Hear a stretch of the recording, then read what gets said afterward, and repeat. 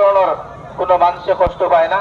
আর ইলা কোনো জায়গাতে আমরা কোরবানি করতাম না যে জায়গা জব করলে অন্য মানুষের কষ্ট হইব, অন্য বাহিনীর কষ্ট হইব। সারা যারাই ধর্ম যারাই পালন করুক, আমি মুসলমান, আমি আমার মুসলমানের নিয়ম নীতি সারা পালন করতাম, আমি আমার মুসলাম আসলের ভিতরে পালন করতাম।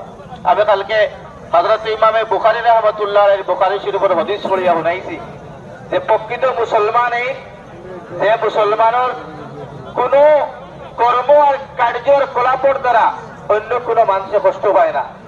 গতিকে আমি আমার কোরবানির মাংস দিছি এক মিসকিন বা এক গরিব বোন ভাইয়া নের আমার বাড়িতে গিয়া তার বেগ করিয়া নের বেগ লওয়ার লগে লগে তো রক্ত টপকিব। তখন আমি যদি পলিটিনও করিয়া সুন্দর করে হেফাজত করিয়া দেই, তখন এই রক্ত টপকিত না, সড়ক পড়তো না, কারোর কষ্ট হইতো না। আমরা ওলা সুন্দর করিয়া হেফাজত করিয়া দিতাম। যেগুলো আমরা খাই না, চামড়া চুমড়ি আরো কিতা আছে, এগুলো আমরা ওলা জায়গায় দখল করতাম, যাতে সিলে খাওয়াই নিয়ে কোনো কারো পালাই না।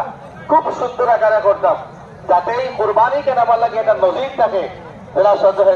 সৈয়দনা হযরত ইব্রাহিম আলাইহিস সালাতু ওয়াস সালামের কোরবানিরে আল্লাহ কবুল করলা। ওলা আমরা প্রত্যেক জন ইয়াতকে বকরি কোরবানি দেনেওয়ালা হলো, বকরি আল্লাহ পাক ওলা কবুল করতা। ইনশাআল্লাহ আমার প্রেসিডেন্ট সাহেব তুলা মাঝে নামাজ আরম্ভ করবে ইনশাআল্লাহ। আল্লাহ পাক আমরা তৌফিক দান করুন। আলহামদুলিল্লাহ।